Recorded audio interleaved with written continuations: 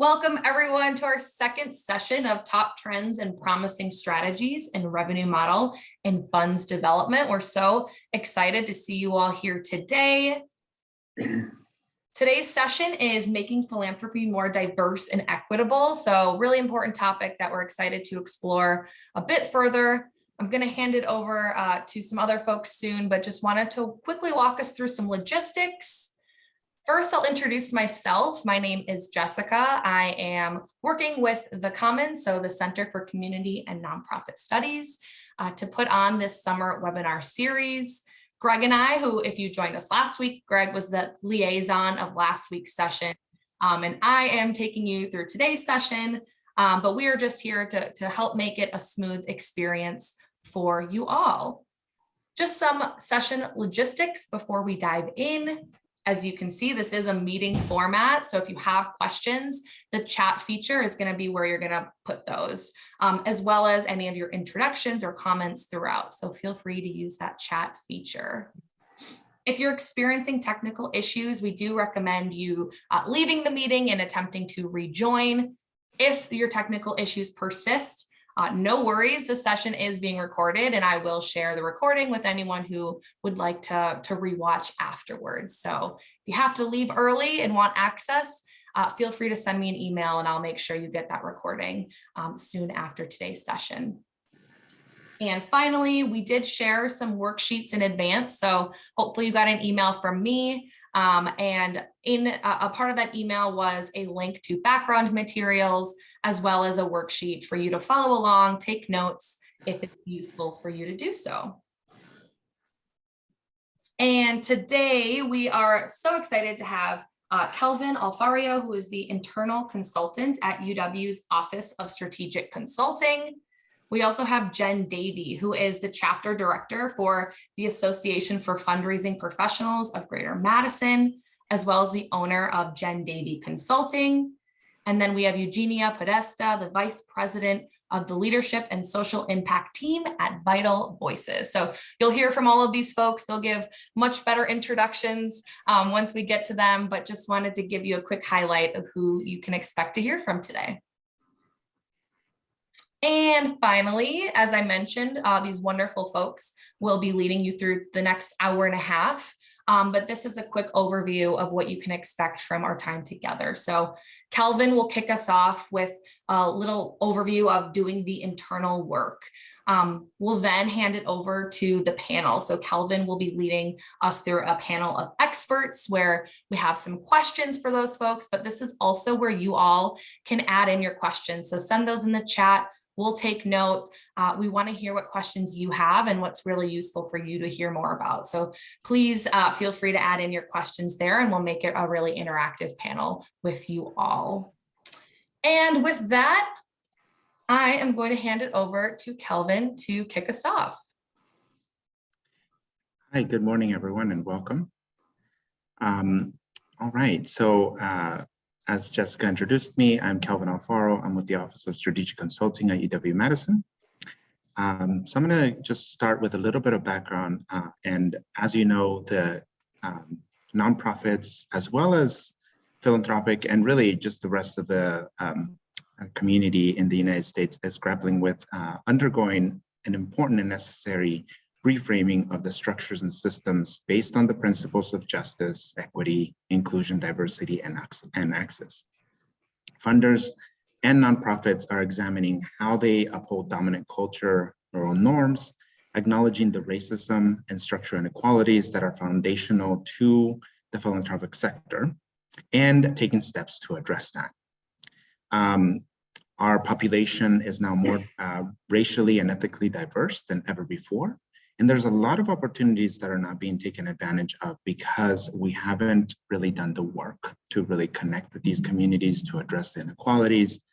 And so really, while many organizations are doing internal work, some of them are not necessarily sure where to start. And so what I hope to do with you today is offer you an overview of the very general structural framework that I provide for folks to examine this work from a different perspective. If you could switch the slide.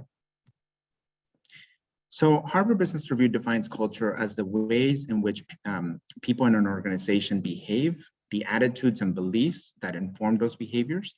Really, the simplest definition is that it's the way that we do things around here. This is the formal, the stated norms, as well as those that are not stated.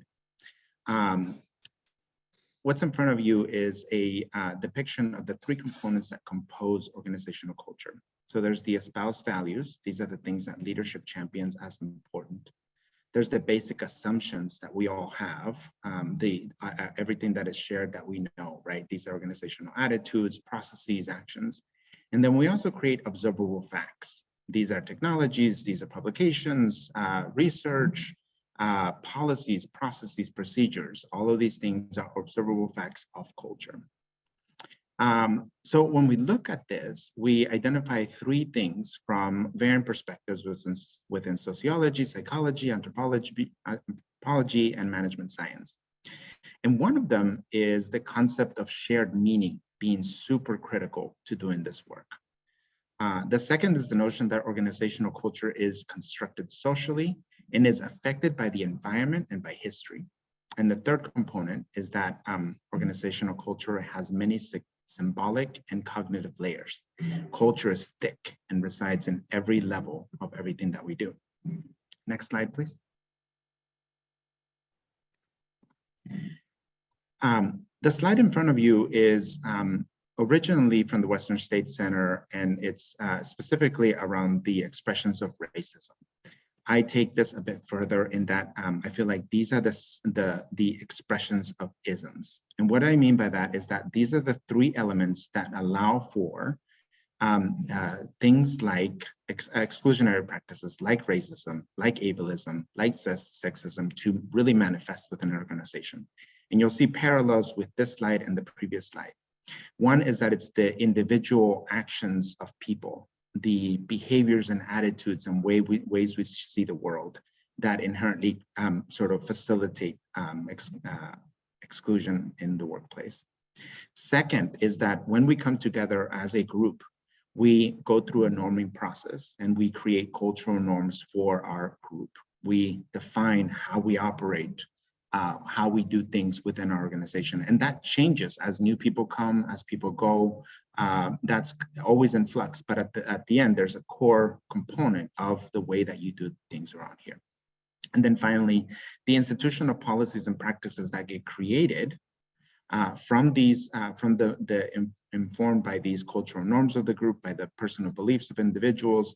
These are some of the ways in which racism, sexism, all these other isms get systematized and become part of the system. And it's part of why it's so difficult to root out. Next slide, please. So my main argument with all of this work is that workplace culture and really climate and culture and DEI are inextricably connected and pivotal to diversifying philanthropy. More and more young people are commenting on the fact that if an organization is not making efforts within their DEI space, that they have negative views. So there was a LinkedIn talent survey done in which folks indicated, having a negative perspective of an organization. Importantly, it is impossible to really make progress on creating a healthy community without addressing DEI. You cannot separate the two. And this is really connected to so many other things within the organization, everything from fundraising, communication, well-being, performance, productivity, recruitment, retention, teamwork, you name it, there is elements of diversity, equity, inclusion / workplace culture embedded in it. So, like I said, many organizations have made a commitment. However, what I notice is that many of the priorities around what needs to get done is focused really on external elements. So we're focusing on, we need to work with our customers. We need to work with our donors. We need to work with our clients. We need to create a better experience for our clients so that they don't feel excluded. And a lot of organizations are not doing what I call the internal work. And so to achieve the impact that we're trying to reach and engage in diverse donors, diverse audiences, we need to begin with a commitment for equity within, to really explore what culture looks like within your staff, your leadership, your board, and reflect on what needs to happen in order to really cement these changes. And the other component that I share is that this is a journey and it's a long-term commitment. This doesn't end with attending a training every once in a while. It's got to become part of the way that you operate your organization. Next slide, please. So one of the first things I want to share with you is for you to consider if your organizational culture defaults to whiteness. And so there's a process in which I share for folks to examine that. If we can go to the next slide, you'll see a roadmap that I present to people as part of the work that needs to get done internally. First, the commitment to learn, unlearn, and relearn needs to be there. And it's a commitment that should be unwavering. You see two paths here. The first path is a path on recreating cultural norms little by little within your organization. So the first component of having shared language, we talked about having culture being created with having shared meaning. Having shared language means really focusing on making sure that you're all on the same page about what the language is around DEI, as well as what language means to you and how you use it. Building shared understanding of what biases and isms are and how to interrupt them. So this is the typical component organizations focus on, is training on how to observe some of this and interrupt it. The second component is fostering shared learning experiences. So once you do any kind of training, your regular staff meetings should have a dedicated time to talk about and learn about DEI experiences happening in the community, as well as continue to build your own sort of expertise around this topic. For folks that have influence and power, it's about sharing that influence and power where you can. It's about empowering and sustaining the work that's being done with people taking the lead within your organization. And then for everybody, it's about investing in the well-being of the people doing this work, because we know that this work is emotionally taxing. When I take organizations through this roadmap, we engage in 3 critical conversations that really, for me, serve as an equity audit that is less of a survey and more of an emergent conversation. And the way that we do that is through having a conversation around what personal actions are. And so essentially the values, beliefs, and norms that you believe that form your worldview, that is what leads to subtle acts of exclusion. And these are a little bit different than microaggressions, and we'll talk a little bit about that. Second is then how those individual views have formed to create those group norms. And then thirdly, looking at your organization layer by layer and identifying the things that need to change that have been systematized that propagate dominant culture characteristics. Next slide, please. So in exploring personal actions, I always like to start by really looking at Bronfenbrenner's bioecological theory. And this is where the origins of bias comes from. In exploring this, what we see is that our worldview is shaped by multiple layers and at different elements throughout our environment and upbringing. So we've got the layer of the media that we consume, what we read, what we hear, all of that shapes our worldview.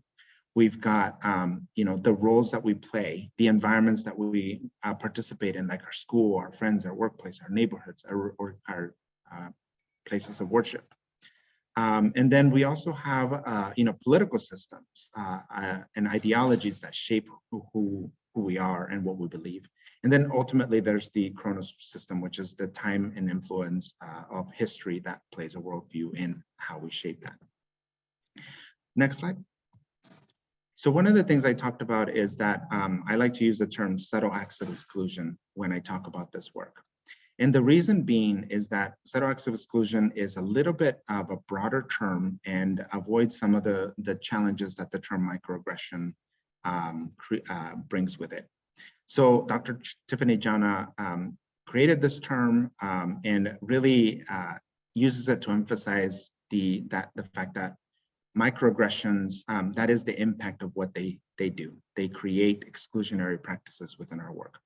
And the reason I appreciate this term is because it allows me to include behaviors that are not typically considered microaggressions. So things that would be normally considered office gossip, coddling, participating in cliques, right? So who goes to lunch, who shows up to your happy hours, who is not at the table, who isn't invited. Those, while we don't think that they are microaggressions often, they are creating an exclusionary practice. They are creating an us versus them within our group. So again, we talk about what behaviors we see within the group. And part of this is allowing the space for your group to really bring to light some of these behaviors and identify how do we move forward with them. The second conversation, which is in the next slide, really has its roots within Tamao Kun's work on white supremacy characteristics or white supremacy culture.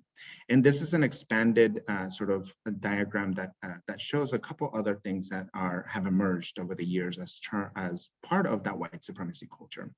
And I like to use the term dominant culture characteristics here because the fact of the matter is I'm from El Salvador.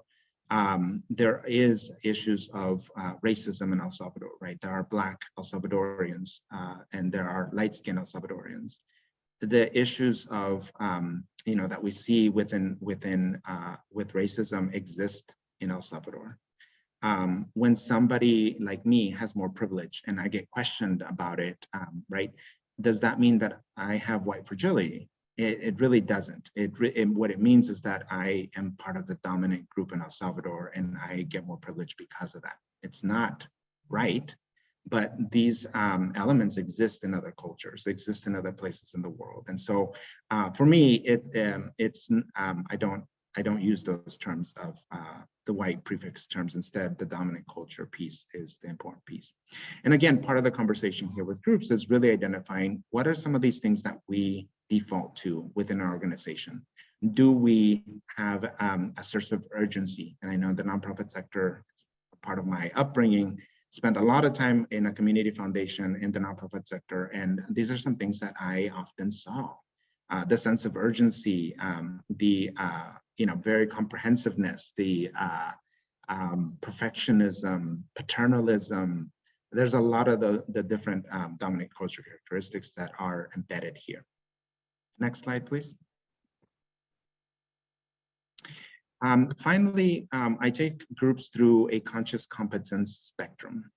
And this is a document that's been created through multiple sources, but really what it does is allows an organization to look at different aspects of the organization through this spectrum of unconscious incompetence all the way to unconscious competence. And what it means is that on the very left of the spectrum, the unconscious incompetence are when groups really don't know what they don't know. They assume that everything is fine, that everything is normal. Thankfully, over the last couple of years, we've seen a lot of conscious sort of awakening to the fact that things are not okay for a vast majority of Americans. And so people have begun to move out of this space. The next space is the conscious incompetence. This is when groups are aware that there's an issue, but they are doing the bare minimum to comply with that. And usually it's been a social movement, it's been laws that have really been the catalyst for this awakening for groups. In the third section here is conscious competence around biases and isms. The group has been doing some work, and yet they still need to pay a lot of effort in order for them to address these things. If they stop the work for any second, then it goes back to the way that things used to be, back to the default ways of operating. And then finally, this unconscious competence around biases and isms is when a group is effortlessly and without conscious, they keep growing their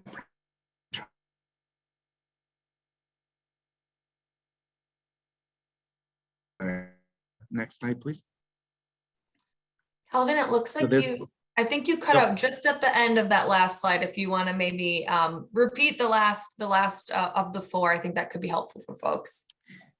Got it. Can you hear me now? Yeah, we can hear you now. All right. So the last section here is around unconscious competence. This is when a group has been and continues to do the work in a way that they have made the new way of operating part of their cultural norms. They can do this effortlessly and without conscious effort and keep growing the practice of being inclusive and welcoming to all groups. And I have a couple of slides that will give you a sense of what that looks like for each of these sections. Jessica, if you could go to the next slide. So this is leadership. So this has the same sort of headers on each, but underneath each of them, you see the different behaviors that you expect to see when an organization is here, right? So for example, for leadership, it's mostly men from the dominant group that make decisions.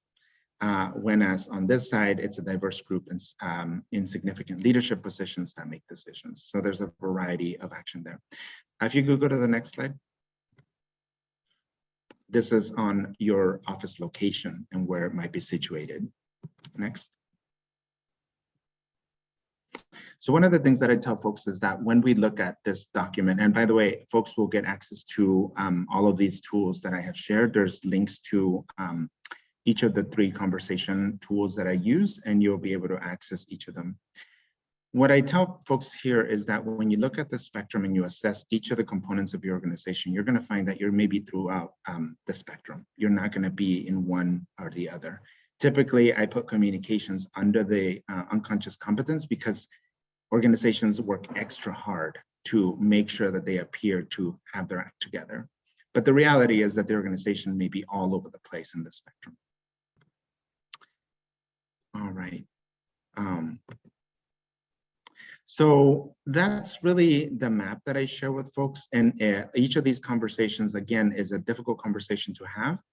It's a conversation that really requires maybe sometimes external facilitation because you need to create that psychological safe space in order for that moral courage to exist where people can bring up these topics without the fear of retaliation. But if you do these correctly, at the end of the day, what folks end up with is really a prioritization document that allows us to have captured all of the different things that folks identified throughout these conversations as needing to change. And then folks are able to then address those things within their group. In my work, what I do is I help organizations create that action plan. And so in the next slide, I have a sample action plan that I worked with another group. But really here, one of the things that this group decided to do is, and they decided, we need to continue doing the work, and we need to also figure out ways to implement this work within our clients. And so these are the 8 priority areas that they decided to work on. Next slide, please. So I have a couple of ongoing practices and tips that I wanted to share as a ways of really grounding this work within the nonprofit sector. And again, this first component that I shared with you is an element that is very general to any group doing this work.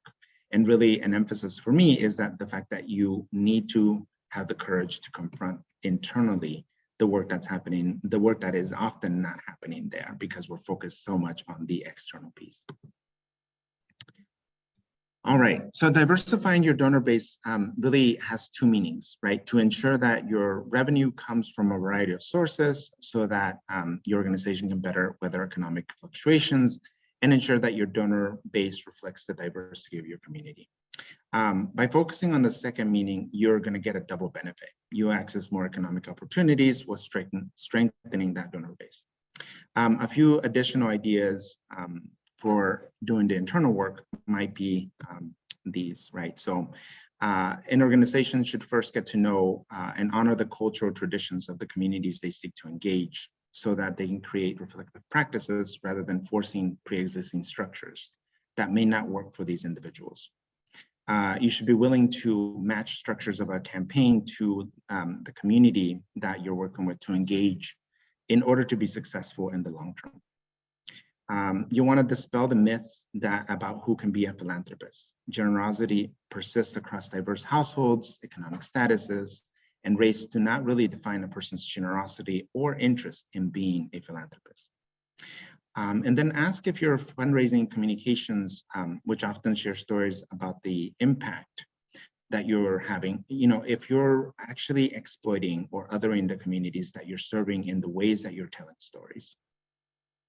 You can ask in your communications and recognition to shift this from a hierarchical process to a more equitable model. So really asking yourself, what kind of gift giving do you emphasize? Next slide, please. So one of the things I want to emphasize here is the fact that language and relationships matter in all aspects of your work. Donor development, shifting your perspective from donor development to resource development. Describing the work as resource development emphasizes a broader range of contributions, this ways in which contributors can support your organization and not just donating itself. And then while the standard development practice has always emphasized the importance of donor relationships, people give to people, right? In an equity-focused approach to philanthropy, staff honor all types of support equally, including time, expertise, and resources at any level. In other words, think of diverse donors through a holistic lens, gain a broader picture of who they are, and give them other opportunities to support and shine as well. Consider each call to action as a call for potential supporters to get involved with your organization, whether it's by making a financial contribution, sharing a personal expertise related to the organization's mission, or taking part in an advocacy campaign or volunteering. And then making an effort to hire and, more importantly, retain diverse fundraising staff. Development departments in many organizations, even those that work with BIPOC communities already, are overwhelmingly white. And there are a number of organizations that are providing opportunities for job boards that allow us to reach some of those communities. But again, us recruiting diverse folks, the retention piece is super critical here. And if we don't do the internal work, that is why people will come into your organization, but they're not going to stay. Next slide, please. So again, this is a journey, and we have to be willing to commit time and resources, right? So there may be an opportunity to rethink your fundraising program, and this is going to take a lot of time and investment on your part. It requires full commitment from your organization across the board, whether it's from the board, the staff, but also the board. And it requires integration with the core mission of your organization and with the messaging that your organization puts out. So consider ways to rethink supporter engagement and recognition, gift acceptance policies, development of metrics that are truly equitable, and honor the contributions of people at all levels. Again, not just financial contributions, but expertise and time.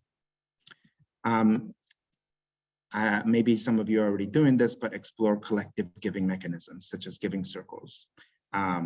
This is something that could be facilitated by a board member or by other supporters within your group. And it's a way, again, for these folks to not only give their time, but also be advocates and actually do some, contribute to the work in different ways. And then finally, you want to think about the messages that you send to donors. The typical story that people send out is donor as a hero, right? We are coming in and sort of saving the day. But this, again, runs the risk of deferring to those people that are most wealthy and encouraging that white saviorism mentality.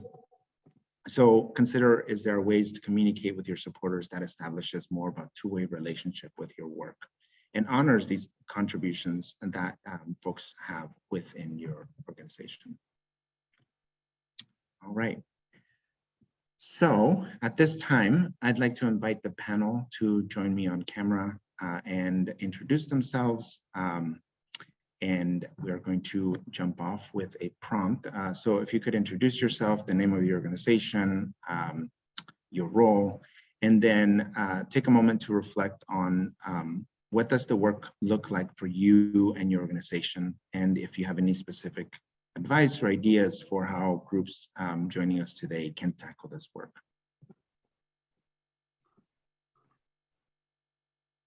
I can jump in. So hi, everyone.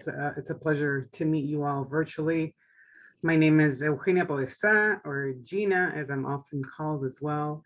I'm Vice President of Vital Voices Global Partnership on our Leadership and Social Impact team. So that's an international nonprofit that works supporting women leaders globally. Yeah, what was that renamed? Name is. I'm based here in Madison, and I'm also founder of Synergy Co-working, so working also with other founders and leaders as well, and have been really immersed in this work for over 20 years, from the international development side, but also the local side. I'm also on various boards and committees of organizations working in diverse spaces here in Madison as well. And yeah, I mean, I think, I don't know if we're going to jump right into the questions, or I'll let Jen introduce herself, but it's a pleasure to be here. I'm really looking forward to this conversation. This is something that is near and dear to me at so many different levels. I think there's a lot of opportunity to really take this conversation forward into action and really changing the way we think about philanthropy and how we support organizations that are doing such important work. So with that, looking forward to the conversation, and I'll hand it off to Jen. Wonderful. Thank you so much. I'm excited to just be sharing a little bit. I definitely don't consider myself an expert in this space, but just want to bring kind of some experience of where I've been. So I've been in fundraising for about 15 years.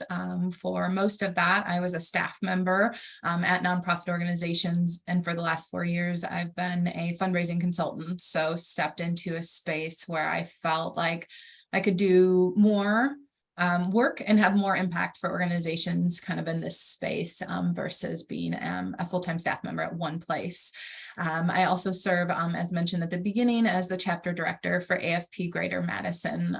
I've been involved in that organization here in Madison at the board level since about 2014. So wanted to kind of share that experience from a group of fundraisers going through this and talking about idea in the space of how do we as fundraisers try to implement this both in our organizations, but also how do we implement it in our own a membership-based organization and kind of merge that, all those different experiences with that. So I am here in the Sun Prairie area, been here, I don't know, 10 so years. I was in Madison before, and then now reside here in Sun Prairie with my husband and my 6-year-old daughter, who is spending her summer at camp. So I'm excited to just share as much as I can about experiences. And as Gina said, there's so much that came up as Kelvin was sharing. I have all these notes, so hopefully we can make sense of some of this and give you some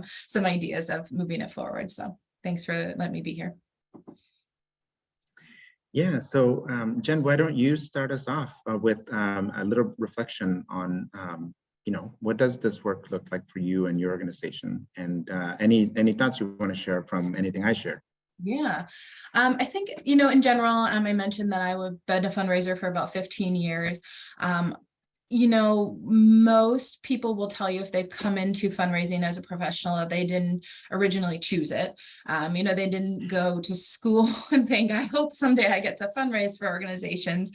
And some people say, I'm pretty close to that. I did specifically want to work in nonprofits and really generating that resources for it.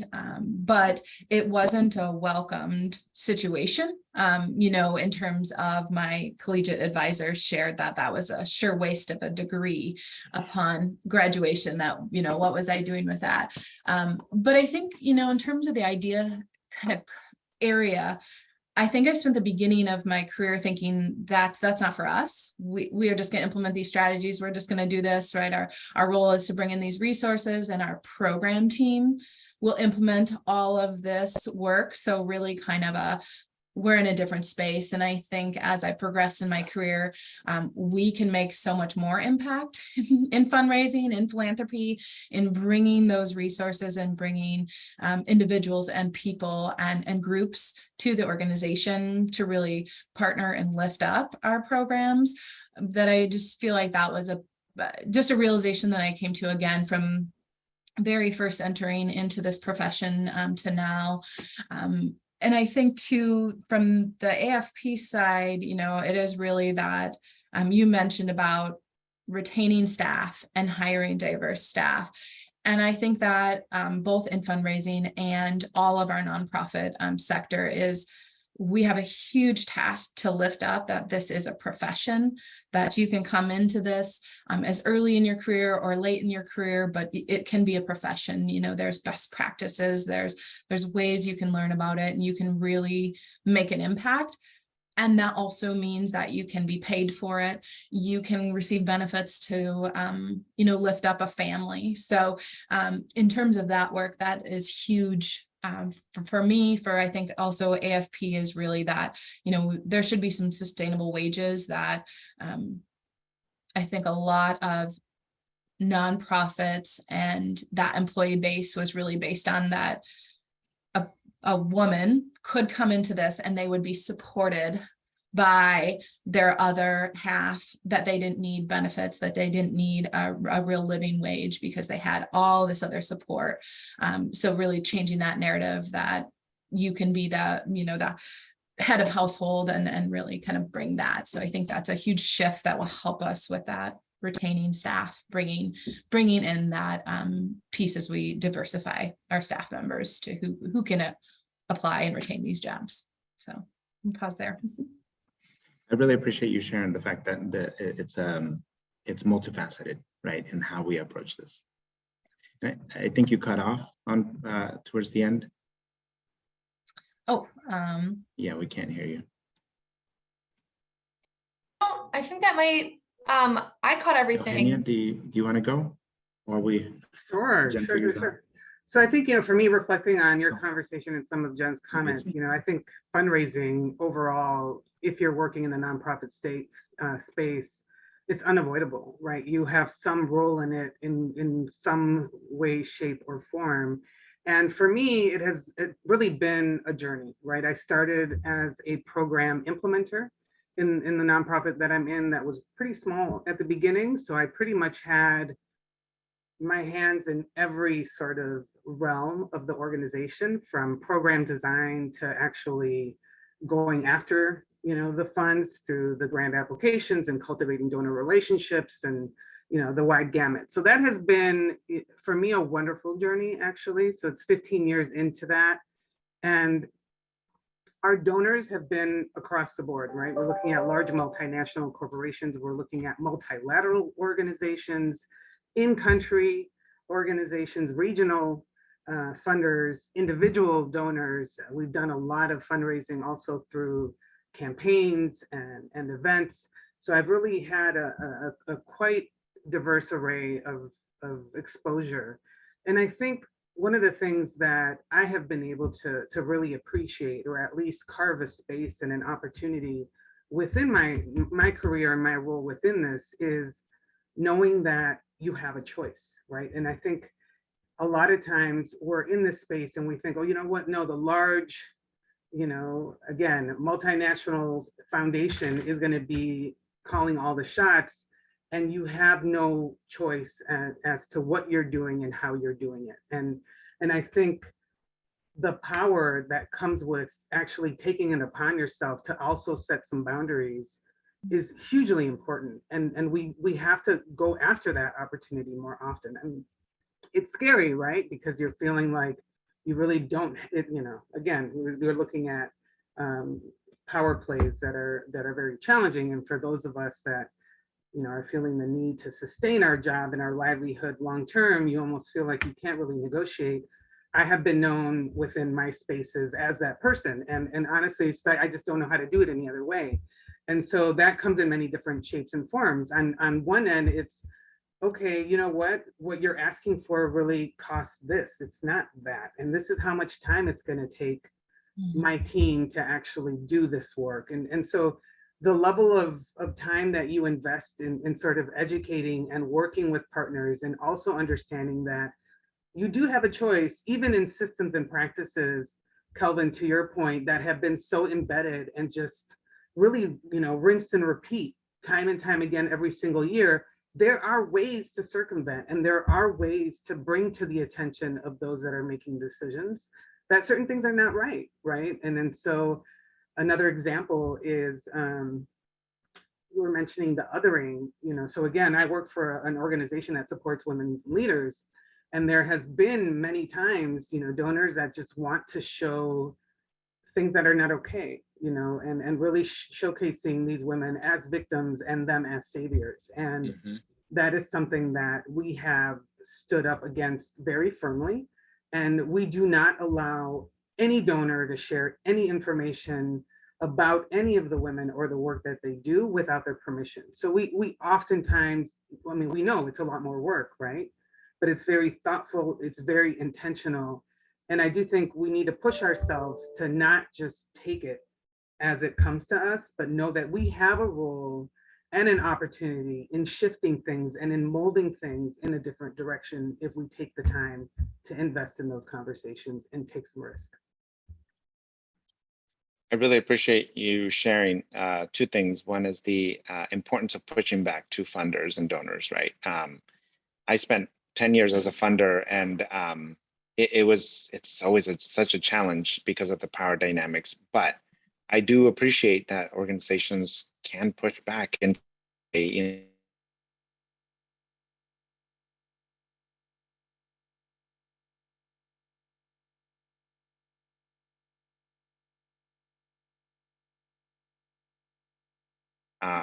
and then the piece about Jess, you are keeping track of some of the questions. If you could share some of the questions from the audience that the audience has for the panel. Yeah, definitely. So we had a question come in. I think this first piece is for you, Kelvin, and then there's opportunities for the panelists to jump in. But someone asked, can you explain sense of urgency as a dominant culture characteristic? I think I understood most of the other terms in that chart, but that one was listed, positioned prominently. And what do panelists have to mention about this piece in their experience? So Kelvin, we can start with you and then pass it over to the panelists as well. Yeah, I'll just preface that answer with the fact that there was definitely not enough time to really go into detail in some of the things that I covered in greater detail.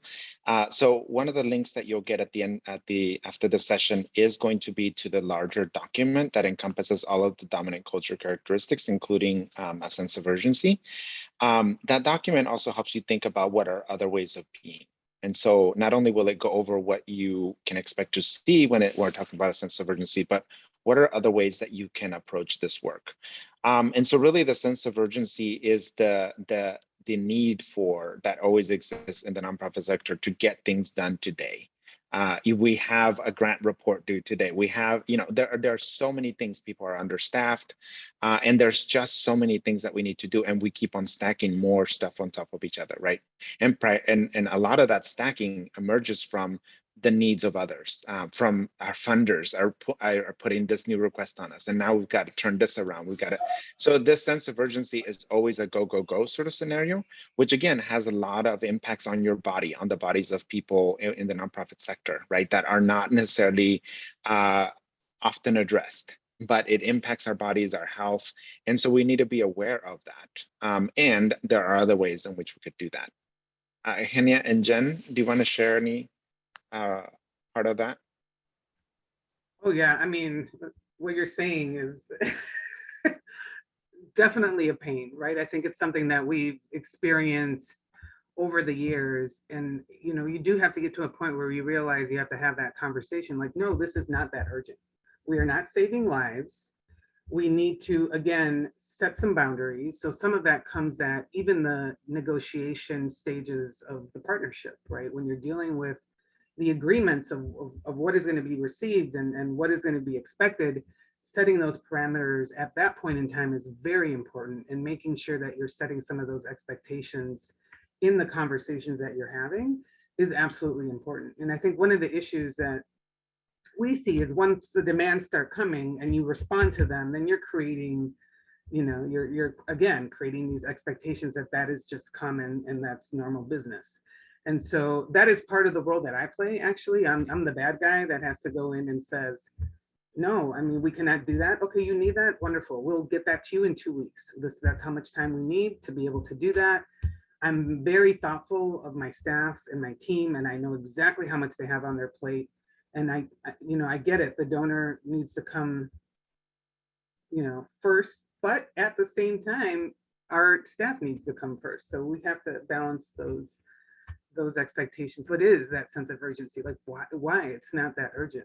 We also work in Washington, D.C. So imagine the culture there is also this intense, when I started, a lot has changed. And I think the fact that we're centering wellness of staff across the board in the US, and I think globally, you're seeing a lot of changes in the right direction. But I remember when I started, I mean, and no one left the office before 7:30 p.m. It was like, what are you doing leaving early? It was this culture that was inherited from the State Department and government and DC culture, which is like, you are working overtime and that's what's expected.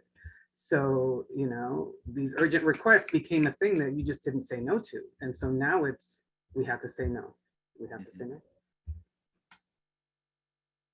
Yeah, and I think it also goes back to, again, like, we mentioned understaffed, under-resourced, and that too then is just like, well, that's the world we live in. So then everybody's going to have to pitch in, and it's this, like, everybody should be 100% dedicated to this. This is your life. This is your livelihood. You should be giving everything here. I think that's kind of one facet that plays into it. I think another is, as Kelvin, you mentioned, like that donor is the hero.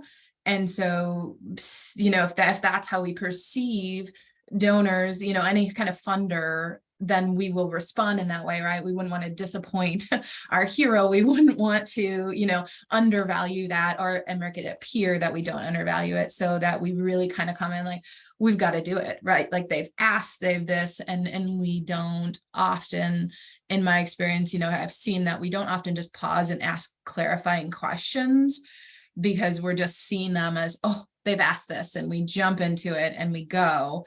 And that often trickles down from leadership, oh, they've asked for this, let's do it. Okay, did we ask a few questions? Did we ask why, how and what form, all these things that maybe we could have had an easier response, or just said, like, oh, then that's doable. We'll do it this way. And we can respond as Eugenia said, that, yeah, we can get that done in 2 weeks. And that really met your deadline, which you didn't tell us about. But again, we just are kind of in that, which I think is what we're talking about with that. That is a dominant culture of like, we just have to go. We have to say yes. We're here for them. But really that is not why we're here. That's not why. And so that culture of they are the hero plays into that, I think, too. And we've welcomed that.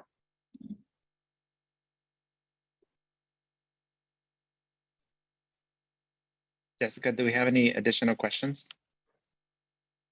Yeah, we just had one come in. The question is, as someone who is just starting out, and I believe she mentioned starting a nonprofit, how specifically can I reach out to groups that I don't have membership in?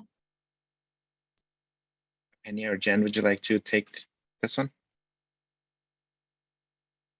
I don't know, Jen, if you want to, based on the membership organization perspective. I really want to say, like, reach out, ask. I mean, people are really open. I also really value that is a tough thing to be in, because I think when you say, that you're, how specifically that I can reach out that I don't have membership in, I guess I'm wondering if the question is more like, that you don't have membership in because you don't relate to it, so, how do I have membership in, the Hispanic community? I'm not Hispanic, so if that's the membership that you're talking about, again, I want to say, like, just reach out, like find somebody who is there and, ask those questions. But I also know that can be a barrier. And so I, would say, as often as you can find a connection to a connection. And if you're in Madison, which I'm sure it's similar to this other places, is like, it's a really small community within a big community. So, if you can find somebody that you are familiar, close enough with, and ask for like, hey, do you know anybody else who's connected? Really kind of taking even small steps toward that. But again, I want to value that if it's a meeting, a membership that you're not, a part of with identifying for, it can be really tough. So maybe the others have a better answer to that for it.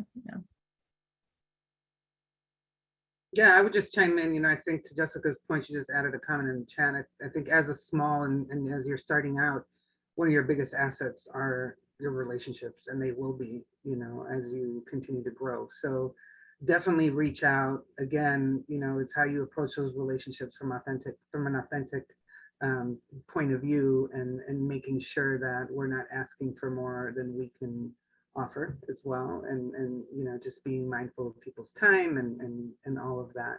And I think the relationships is really, if I think back, I don't know where I'd be without all the relationships that we've been able to build over the years. Yeah, I understood I don't know, Kevin, if your experience too, like this is, I'm sorry, this is something else that came to mind. This also, the same thing goes for, small businesses. We work with a lot of small businesses, and there's, as you know, when you start a small business, and everyone and their mothers and fathers and brothers want you to pay into certain, membership organizations or this or that.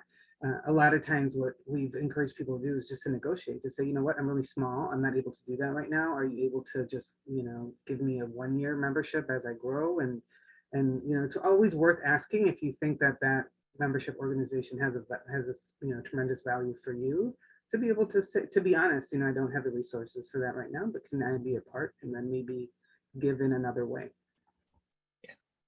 And I understood the question more around the second component that Jen answered about, which is the identity piece. How do you reach out to communities and groups that maybe you don't share an identity with? And I think one of the things I wanted to share about that was just that mindset matters. Oftentimes, we go into our communities with the idea that we're bringing the value, right? And we need to shift that perspective from that one-sided perspective to a bi-directional flow, in that communities know what they need. So, going into reaching out to communities, we want to make sure that we approach them in the sense that, hey, you know what you need. Help me understand how I can help, how I can use the resources I have to really shape something that might be beneficial to you all. So needing to make sure that authentic piece is really highlighted is important for me with that question. Karen added in the chat, and I think this is such a good question, and I think it plays into this. So if you don't mind me, Jessica, just like asking this one, I mean, like she said, membership question broadly. Membership feels to me there is an insider and outsider. So is having a membership an equitable fundraising practice? So does it build a sense of belonging, or is it an act of exclusion? And I think that's such like a, yeah, we should think about that question. So I'll just pause and let, if you two have something to answer, but I really wanted to like keep going on this. And membership can mean so many things, as we just said, like everybody answered that differently. But in terms of membership, so you're kind of talking about, Karen, I think, a membership like for a donor, like a donor's become a member and they're there. So if anybody kind of wants to share that. I think that's a very interesting question. And it really points out to, the group maybe who is hosting the membership to consider how they are making sure that people who don't have the resources to maybe pay for a membership or to meet the criteria are still benefiting or still in contact with them.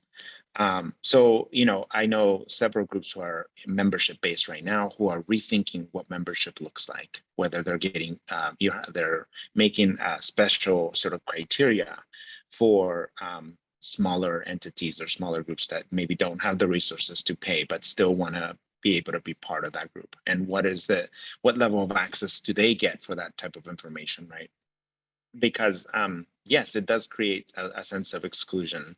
But again, it's all about the mental mindset of, are you aware of the implications of what sort of this paywall has on other groups that don't have access, and are you making efforts to bridge that gap? And that really, may be the difference between it being an act of exclusion versus it being a business practice that is helpful, right? It is about how we use some of these practices rather than the practice itself. Anya, do you want to share any thoughts on that? I think you all hit on it. Yeah. I can kind of share a little bit. I mean, from AFP is a membership-based organization. We're a global organization. We have a local chapter. Most of people's membership fees goes to our global organization, and we get a small percentage of that back. So locally, we've been grappling with this for years, and I know there's some members on here, is that, do you have to be a member? And for us, we still grapple with it. So I don't have the right answer, but, in terms of that, it is that, as you said, Kelvin, the access, and we don't want to exclude anybody from the access. Like, we're putting on a program about fundraising best practice. We want everybody to know that, whether you're a member or not a member, so then we really want that access to be really open, but there are some benefits that we want to give to people who are paying. So it's just we have gone back and forth about it. I've been on the board since 2014. And I think we have just, continued to try, and maybe we should try this. Maybe we should see how this feels. And maybe we should talk to our members. Maybe we should talk to our non-members. And I would say that, one of the things we're coming to realize is maybe we haven't talked to the people who aren't members and said, why are you not? Is this, is it because of the cost of membership? Is it that you don't want to? Also, right? Should we expect that everybody wants to be our member, and opt into this? And so really having that conversation with more than just who's at the table, or at least making sure there's more people at the table having that conversation about it. On the flip side, one of my clients were talking about the membership model and shifting over to that, and having people, once they're a donor, they're kind of members, they're a part of the group. And I'm going to have to rethink it all based on this question, but my initial kind of response is, for them, that will create a community sense that you are a part of it. And I think that maybe one of the differences would be, what is the level of when you become a member? Is it at any giving dollar, or is it only at a certain amount? And then maybe that's where, does that become an exclusionary practice? Is if it's only a 6-figure, a 5-figure, whatever that figure becomes, then maybe we are creating that exclusionary, that not everybody's going to have that access. But if it is that once you're a donor, you're a member, and that's maybe how we want to call our community, instead of donors and then another group, so maybe that's just a different way to think about how we're considering that membership. And it is kind of that level of access. Yeah, thank you for that. We have a couple of questions that I think are very fascinating.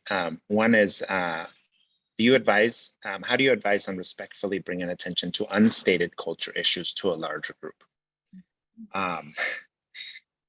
Do any of you want to share some of that, or I can start it?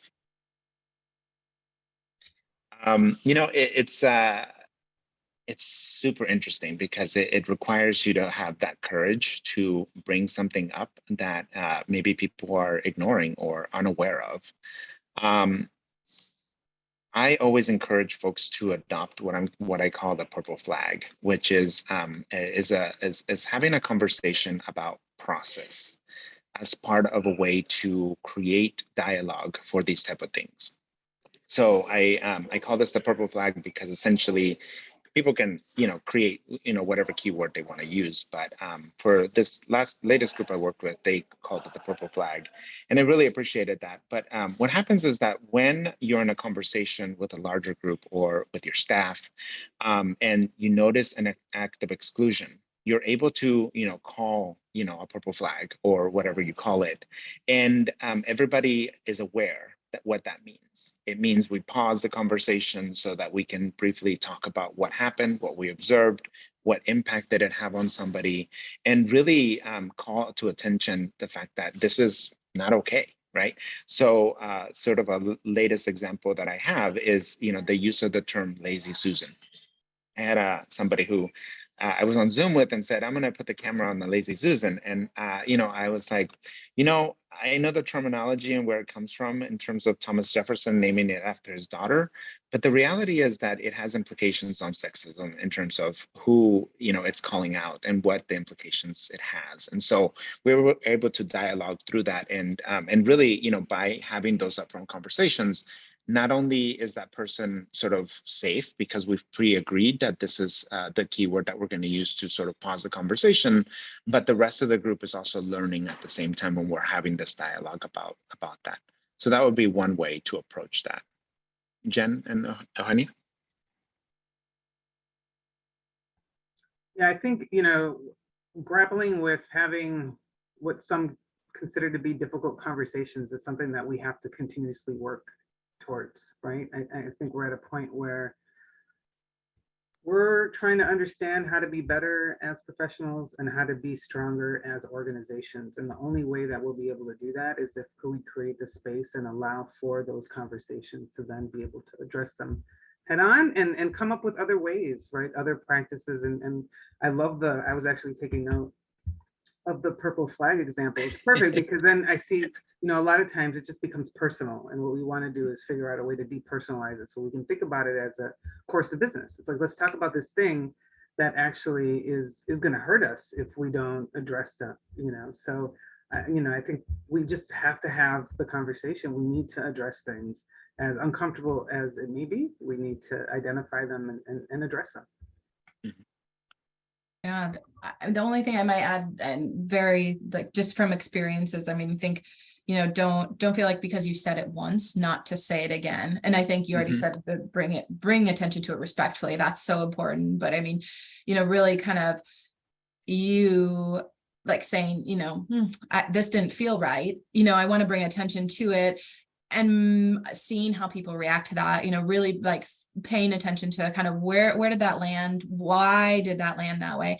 So can you kind of go back and say, okay, I think it went this way, as Eugenia said, it was really personal. It might have felt like, saying it specifically to one person, or that's one person's, they've been working on this forever. And I kind of, came at it. So, I think that don't be afraid to keep bringing up. So, I kind of mentioned this and I'm not sure that we really addressed it, or I went back and found more. So, because I think it's really important, especially in nonprofits, when we have turnover and when we have board turnover, that for those who have been here to kind of feel like, well, I feel like I've said it, so many times, or I brought it up and no one's listening, no one cares, but there is that change, there is that, and everybody's on their own journey of how they hear that too. So finding different, ways to bring it up. But I think, continuing that conversation, but you mentioned it in your question, how do we respectfully do it? And just knowing that you're coming from a place of respect, as was said. And I think your point, Jen, about persistence is so key. This is, again, this doesn't change overnight. It's, I always tell people it's been, however old you are, it's been that many years of creating your worldview and how you see the world and your default ways of operating. It's going to take just as long to begin to undo those things. They don't change over one training or overnight, over a couple of years. Our next question is also very interesting, which is on hiring practices. What are the common barriers to avoid when writing a job description, hiring with communities of color? We recently published a position for a grant donor relations position and put in front of several community orgs, but didn't see an uptake. Any first takers on this question? For me, the immediate question was not necessarily in the description itself, but I don't know that those are the right audiences, right? Because chambers have business members. They're not necessarily looking for jobs in fundraising and grant writing. If I think about their constituents, they're serving businesses. So I went to that side first. I haven't really, and I would just say that in general, I don't know if I have a recommendation for communities of color across the board. I think you really have to think through each community where you're trying to build those relationships and really think about how you're bringing people in. Yeah, I might just add, I mean, similar to what we hear, and I think we heard it in the first session of this series was, you have to kind of earn the right to ask. And I've found in my experience with, AFP is each year, we'd go, oh, we should send this to these, these orgs. Did we yet build a relationship with those orgs? Did we yet join membership? Do we have representation in those? And so do we have the right to ask? And, I don't know if the, asker does, but I think that those are questions of like, is my request still coming from outside? Am I still an outside person going, hey, can you do this for me? And have I earned the right to ask them to do that, which is, potentially extra work for them or going above and beyond for one of their members or one of the people asking that. So I think too, pausing, kind of saying, how often do they probably get this question from multiple people who kind of go, oh, hey, you have access to this community and I want to. And so in my experience, it is kind of coming back, and to the board or to the other group and say, hey, do we have somebody who's in this group who can make this ask versus, again, our organization making this ask, so that do we have the right to ask? And are we actually a part in any way of this group, or are we saying, hey, I have a great opportunity that you should be excited about? So kind of how do we cross that barrier before we need that? Which is, I think, all of philanthropy, fundraising, asking is that, we have to create those really authentic relationships so that it's a genuine and authentic request versus now I need something. Yeah. My perspective is along the same lines, yet slightly different. I think about the fact that we are very much relationship centered when it comes to fundraising, and all the things that you do for fundraising. You get to know people, you cultivate relationships before you make that ask.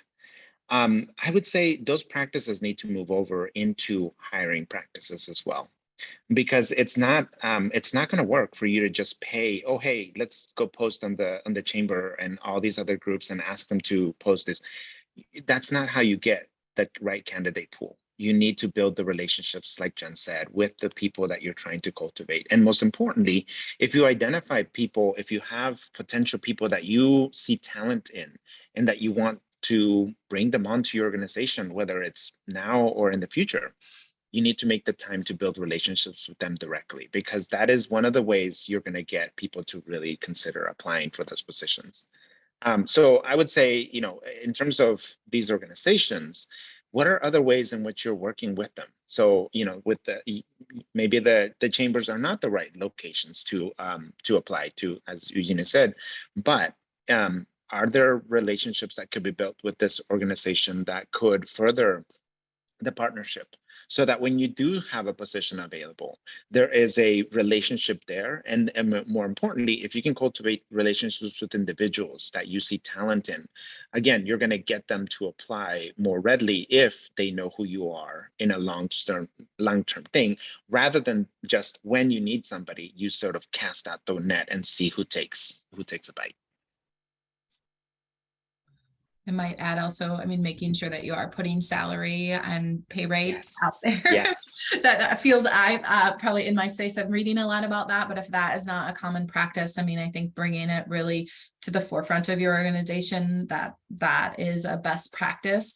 And also, again, is it really an equitable pay rate for the job that you've written? So really comparing your job description to what you're saying you're going to pay, and being honest about that, so you're ready to answer those questions, because again, is it a livable wage for a person who might be carrying whatever they're carrying? Doesn't matter. Is it a real equitable and honorable pay wage for that? I think, so when we think about barriers, really sharing what you're going to pay and if there's flexibility in that. Yeah.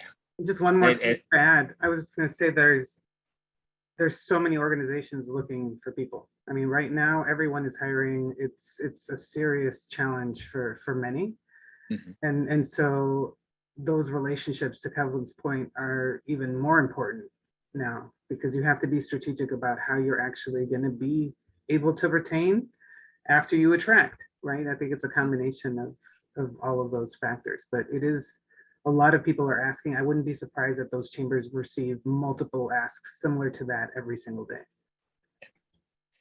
I think going back to something we started talking about earlier about pushing back to donors and funders, this is an opportunity to bring up those conversations about a living wage that Jen mentioned, of having a dialogue about, how can we become sustainable and not have our our people using services in the community because they also are living in poverty, even though they're also working with our nonprofit.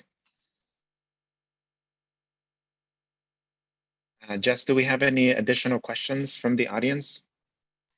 We have not seen any more come in so far. Can give it another minute or so to see if any pop up in the chat. But we're caught up right now. All right. I think we have a couple additional questions that we wanted to try to tackle. If anybody, unless anybody else has any more questions from the group. I would ask a couple. This is Mary Beth. Kelvin, I know you've worked at a private foundation before or a community foundation before. And I'm just wondering if you have any perspective on this kind of from the funder side and what maybe that looked like in that work.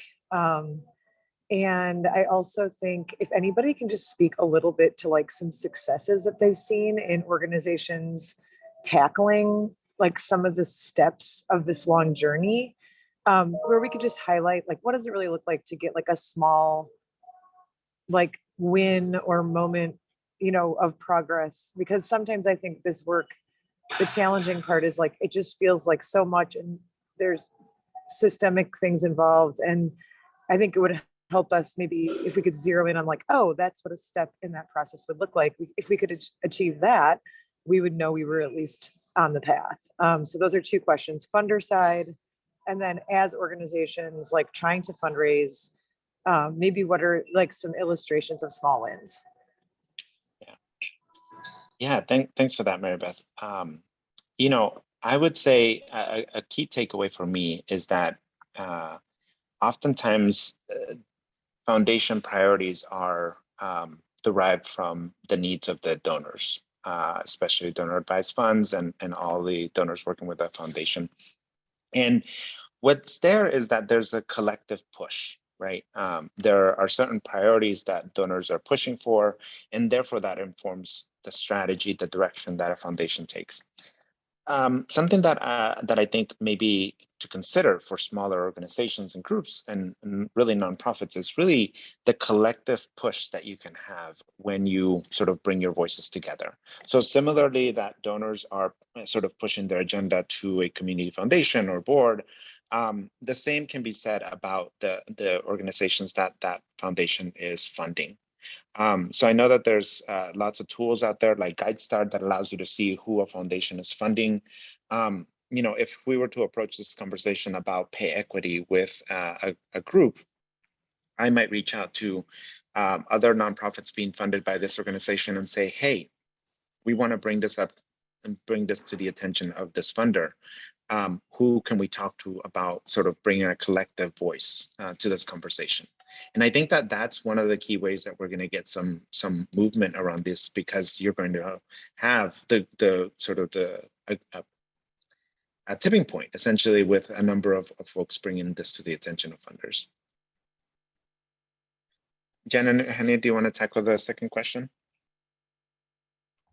Sure, I can start with this question. Yeah, I could start with an example. So for us, it was, there's many wins over time. And I think one of the challenges is that sometimes it does take time, right? But it also boils down to that internal commitment of what you're trying to do longer term. And it does take making some difficult decisions, to some of my earlier points. So on one end, it's how do you balance and create, okay, what is actually needed to do the work in a way that's ethical and equitable, right? And making sure that you're really crystal clear on what that will take, and not being able to accept less, right? Because I think and it's difficult. So you kind of have to work your way towards that. In the meantime, there's some things that you're doing that you're probably going to continue to do for the short term.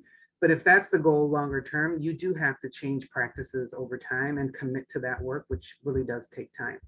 One of the things that we experienced was not only were some of our donors undervaluing the costs of the work, but they wanted it done in a certain way, and again, it's like, we actually know this work. We do, at that point in time, we were actually going against the curve.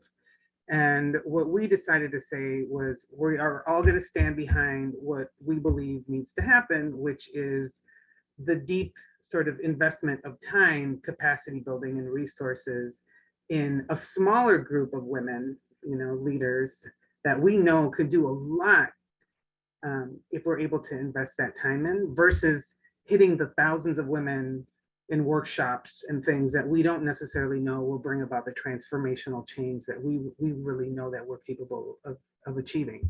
That conversation was really difficult, right? Because trying to get a donor to change, you impacted thousands, whatever that means, to the I impacted hundreds, but this is actually what you're saying. It took us time to get them to come on board to realize that that was valuable. But now, we're there, and we were able to do that through, many conversations, the advocacy, changing minds, but being able to stick to that conviction and our commitment towards building an organization that really put the women at the center, and making sure that our staff, were comfortable doing that work. So, again, not something that happened overnight. It took a lot of time, and looking at internal processes, as well as how we manage the development fundraising side of it, and the budget process, of course, but amazing wins. It is possible. And I'll just, suggest, write it down. Document some of this stuff. I've found that, in some of my experiences, that it's such a long journey. And again, there's transition, there's changes, there's things happening. And so to kind of write down, these are our priorities, this is where we're headed, and kind of document that, what did we do, and keep it top of mind. Keep coming back to that, like, what did we do, and did it really work? But, that was maybe our intention, but did we actually do anything to get there? If we did, what did we do? Could we replicate it? And so I think, continuously evaluating and keeping to talk about this, and just writing it, someplace where somebody can go back to it again, because it is a longer term project that, project's not the right word, but a longer term that you're investing in all of this, that you're not going to see that change. And it might not even be change that you see while you're there, or while you're in that position, or while you're doing that one thing, that someone else will see the impact of what you've made happen. So I think, again, kind of bringing it back, sharing, this is where we've been, this is where we have, this is what we've tried. And again, bringing it from a place of respect, and here I want to share this, and that it's not, we've already done it, or we tried that, but again, here's where we've been, here's where we've seen some success, and so keeping that top of mind. And so for one thing we've done with AFP is we continue to keep that as an agenda item versus keeping it as a committee report or something, because it is a board topic. It is not a committee topic. It's not a siloed activity. When we talk about it's how is everybody moving that forward? How is the organization moving it forward? So I think wherever you can bring it top of mind and keep it top of mind, to share that. Mm-hmm. Yeah, I would say a win that I wanted to highlight for folks is a group that I've been working with where, especially in academia, but in the nonprofit sector, the incorporation of our emotions is not often seen as professional. And I think for me, that's been a win when I see people sort of having focused conversations on a specific topic that they're also addressing, but at the same time, tapping into their emotional side and connecting with their body into how that hits them and how that feels in their body, and the decisions that are being made, not just being made because academic or this is the logical thing to do, but this is how it feels to me, right? That incorporation for me has been a win. And that, again, that's something that happens, over a meeting. It's something that happens over months of working with people and sort of emphasizing the importance of this. But that for me feels more like humanistic approach of doing a lot of this work, is being able to not live separate lives where we have our, our business side and also our human side, but really an integrated perspective in the work that we do. All right, we have time for one more question. Audience, is there any question that you're dying to ask before we wrap up? Yeah, there's one. Mentioned was challenges with team turnover. Do you have any tips on internal communication among staff, volunteer, and leadership to help retain? Eugenia or Jen, do you want to kick us off? I think part of that for me is directly related to why the turnover, right? And I think once you understand that, then you're able to figure out, okay, so how do we not only communicate, but address the challenges that have maybe pushed people to leave. We know there's some natural turnovers, a lot of people just leaving, and then there are things that are because you can be doing things better or different, right? So I do think it starts with really understanding what that is. And it's going back to having really authentic and transparent conversations and encouraging people to communicate any barriers or issues they may have in the workplace. Yeah, really understanding why people are leaving. And I think it's less about the what can I say for you to stay? And for me, it's more about what can I do to demonstrate that this is a welcoming environment, right? And not just because I want you to stay, but really because it's the right way to do it. Yeah, I agree. I think it is really recognizing why people are going and being really honest about that, right? Is there a trend here? I mean, is there a trend? Yes, I think often I see, especially in the fundraising professional space, is that there is usually a trend. There is usually something that, is not working well. I think the other side of this is human resources matter, policies, procedure, like the way you treat the benefits, all that you give to your employees makes a difference. And, from the perspective of, we so often see people leave the nonprofit sector for the for-profit sector, where they can receive the, all that value of they're paid well, they get really better benefits, all of that. So again, we have this culture of that. If you're working in a nonprofit, you wouldn't need that, or you shouldn't ask for that, or, that kind of space, right? And I think we have to change that. And then maybe that's a part of going back to funders and saying, hey, you helped fund this position, but look, the position really pays this much, or there's benefits that go around this, or we're looking to increase our benefits. So, I think that really having those open conversations about why people are going and understanding, I know people just every time somebody left there, they wanted to start a family. So like, that's just what they want to do. Well, yes. And maybe they wanted to work and have health insurance for that family that they started, and that wasn't an option here, whatever that might be. But really, they're going to be hard conversations, but have them and really listen and take that and say, what can I do, instead of going, they're leaving because of this and that was on them. Some of it might have been, but really, how do we internalize that for the organization? I think is really important. Maybe we'll wrap up with this last question that came in. If maybe the three of us can share a couple of tips on how we stay balanced and take care of ourselves, given the emotional, challenging work that this is. Do any of you want to start with that? So I think for me, it's I think the whole idea of balance, it's some days are easier, other days are not as easy. Some weeks are tiring, others are more restful. I think for me, it's more the boundaries, right? The boundaries are very important for me in order to then re-energize and be able to do the work that I need to do. I have a son as well that's 9 years old. I run a business as well as the nonprofit work that I do. I tend to travel quite a bit and I'm very involved in the community. So managing my time is very important, but there's certain things that are off limits. Like I don't do work on the weekends, and believe it or not, I don't, after I leave here 5:30, I do not bring my laptop home and I don't touch it.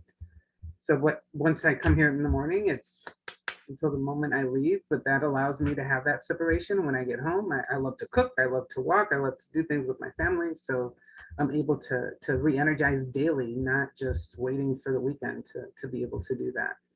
So I think you really have to find out what's important for you, where do you drive your energy, what actually depletes your energy, and figuring out what you need to move around to be able to feel okay.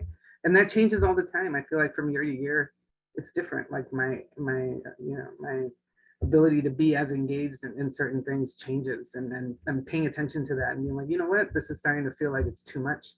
Being okay, being like, you know what, I can no longer commit to this.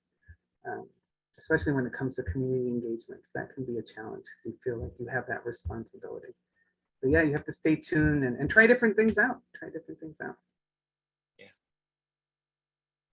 Yeah, and I was just going to add that too. Just recognize what feels okay for you, and being really honest about that. This is just, but I can't take this on, or just really recognizing what's where you're at in the process. I mean, and I speak from a person who is just like learning through all of this, is just really being comfortable also with saying, I don't know about that, in whatever context that is. And for me personally, that's something that's just really hard. Like I'm just in the nonprofit space. I'm used to like, yep, I've heard about that organization. Yep, I know about it. And then I am in spaces where I'm like, I didn't know anybody. I didn't know anything. And just kind of saying, it's okay that I didn't know everything about everything. And I have to just say that. And I think that comes too from working in fundraising, where we're constantly being pushed to say like, yeah, we can do that. Yep. Like we'll find a way, that sense of urgency, all of that we've been trained to do. And instead saying, I don't know. And I'll have to figure it out, or I don't know if I have the capacity to find that out right now or to do that, but like, I hear you, I value it. So really being honest with like taking it in, saying you don't know, and then kind of making your own plan and then working on it for yourself and knowing those boundaries of what it is. But I think it does take a lot to recognize what you can and can't do, and finding people that could support you in that, if that's a decision that's hard for you or hard to express. And finding other kind of people to support that would be helpful. Yeah, I just really appreciate the comments around building community and taking care of yourself. We have to remember that this is a long-term, it's going to take a while, and it's not going to change overnight. And so in that same breath, we have to remember that we need to care for ourselves and find things that bring us joy so that we can replenish that and continue to pursue and be persistent in doing this work.